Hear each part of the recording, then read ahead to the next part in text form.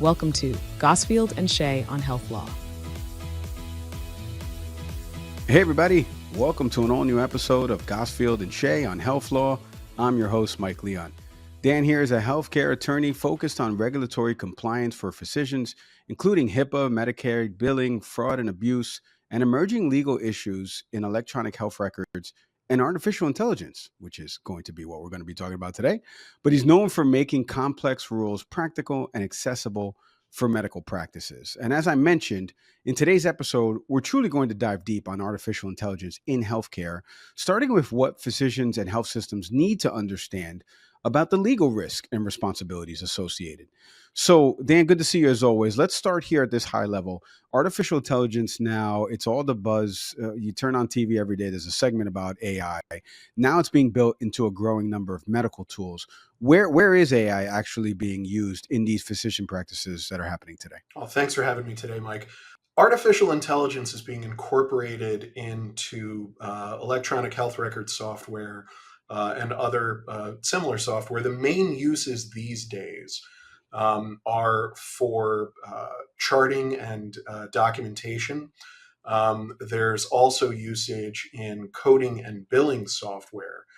So after you've completed the chart, you're having AI assist in the choice of codes and how to bill for the services that have been rendered. There is some usage in AI as well in providing post-discharge instructions to patients. But the main areas of concern that I see are in clinical documentation on the one hand and billing and coding on the other. So let's expand on that, because obviously this crosses over into your world about the legal risk. What should doctors' offices, their practices, be thinking about with the type of legal risk as AI becomes more common in their field? So there's two main areas that I see for legal risks depending on your usage of AI. As I mentioned, if you're dealing with something like clinical documentation, the main risk there, one of the main risks is going to be medical malpractice. Depending on how you are using the AI, if you're letting it complete everything, it may not complete things properly or correctly. And then you potentially have malpractice risk if it records, for example, the wrong kind of drug or something along those lines, or the wrong diagnosis or incorrect information about a patient. On the billing end, the risk that you have, billing and coding, I should say, the risk that you have is with fraud and abuse, and specifically the False Claims Act. The risk here really is from overpayments and retaining overpayments improperly. And then those overpayments resulting from over-reliance, I should say, on artificial intelligence, again, depending on how it's actually being used. Yeah. So let's get into that overlap, because there's a little minutia here I want to touch on, which is, so let's say the system suggests a diagnosis or billing code. A lot of the times you see that these practitioners say, well, the vendor's responsible, not the provider being responsible. Can you kind of explain that scenario and why that could be potentially a problematic belief? Sure. So the real problem here is that vendors are almost never going to be liable for those kinds of damages. And that's because they include disclaimers and waivers of liability in their software license agreements.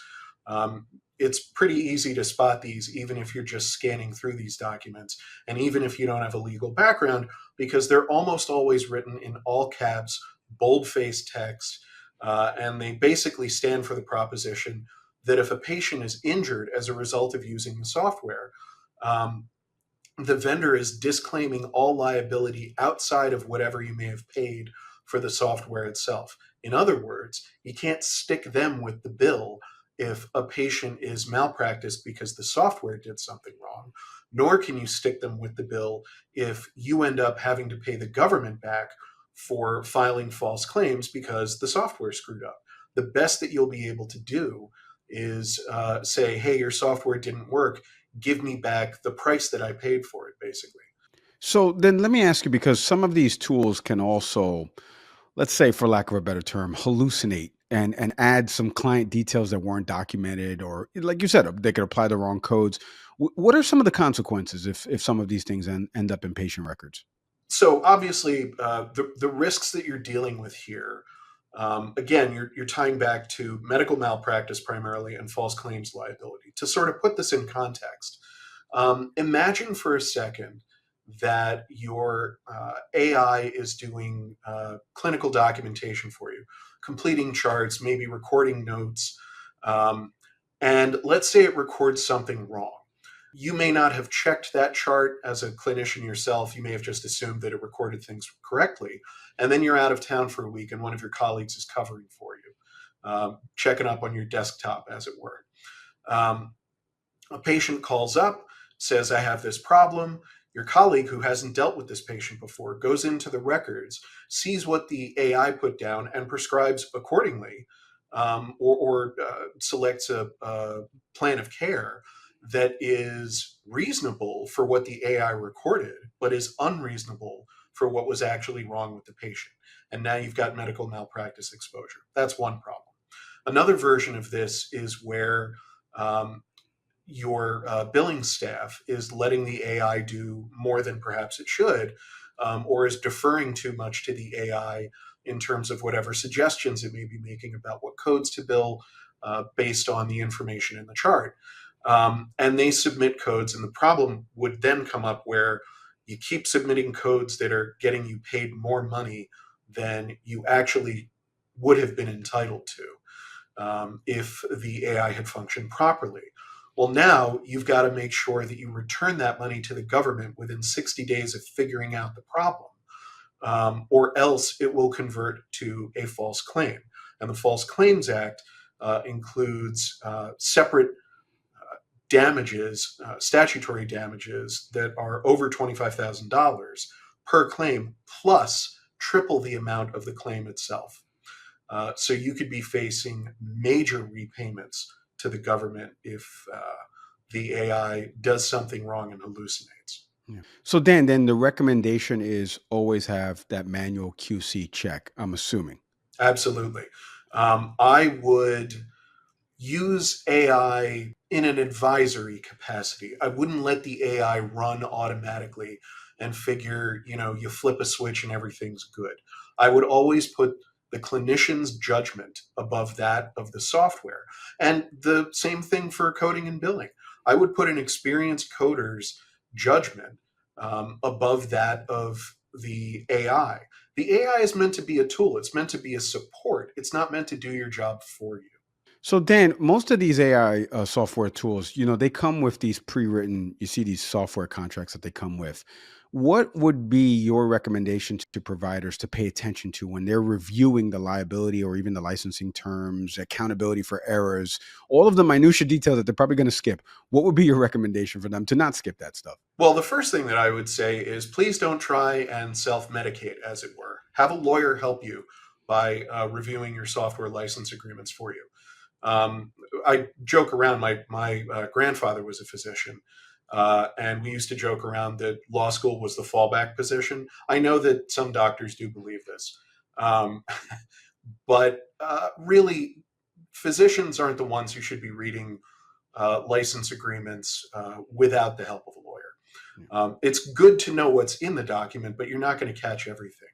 With respect specifically to disclaimers of liability, waivers of liability, that kind of language, I would have your lawyer try and push back on that. You're taking a risk potentially when you're using artificial intelligence.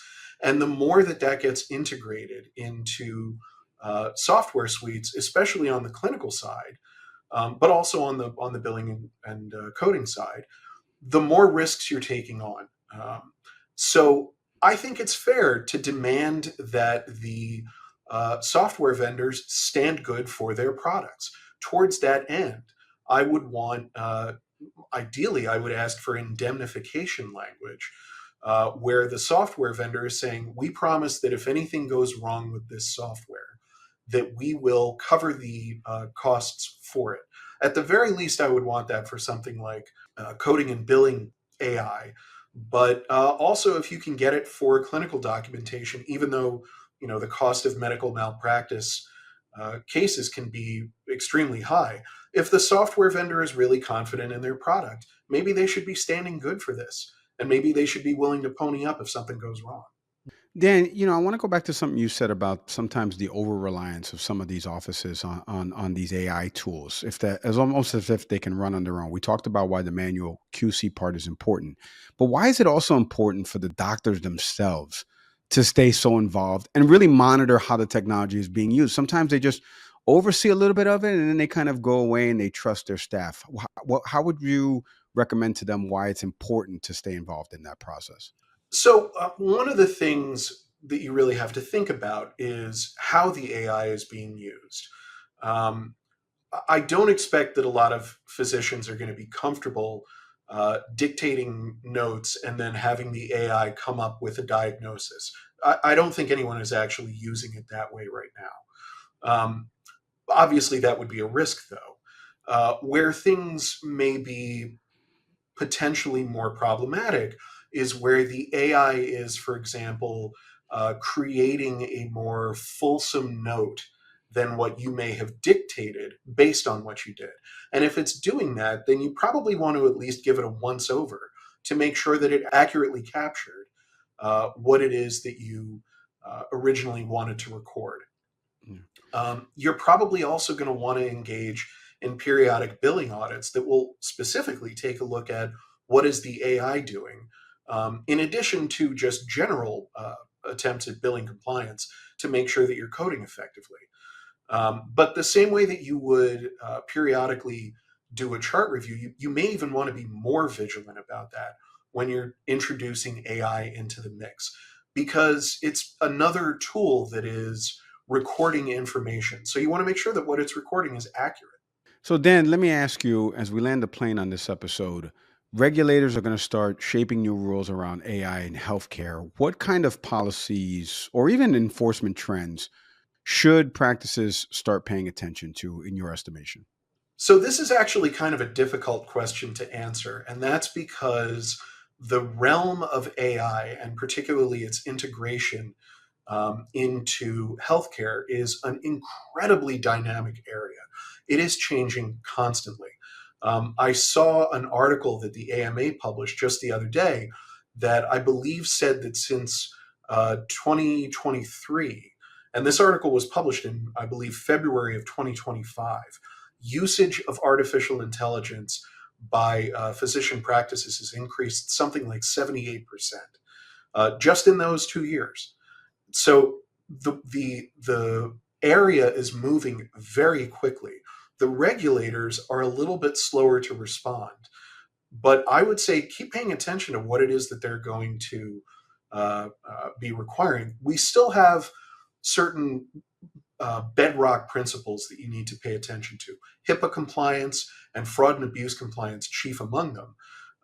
So to the extent that you are using artificial intelligence, you want to make sure that your policies and procedures that address both HIPAA and fraud and abuse are up to date and reflect the fact that you're using AI and that you've taken that into account. Beyond that, we're going to have to keep paying attention to what the regulators say and how they update their own policies. And then we're going to have to adjust how practices respond to those new requirements as they come out. Yeah. Well, Dan, thank you for the time and insights on this. We truly appreciate it as always. Thanks again for having me today, Mike. And thank you to everybody out there for listening to another installment of Gosfield and Shay on health law. Listen, if your practice is you're starting to use or maybe even consider using AI tools around documentation, billing, clinical support, do me a favor, make sure to review your contracts and internal safeguards. And you can do all that, by the way, by visiting gosfield.com to learn more. Join us next time for the next installment. Give us a like, comment, review, share this episode with someone that needs to hear it. As always, I'm Mike Leon. We'll see everybody next time.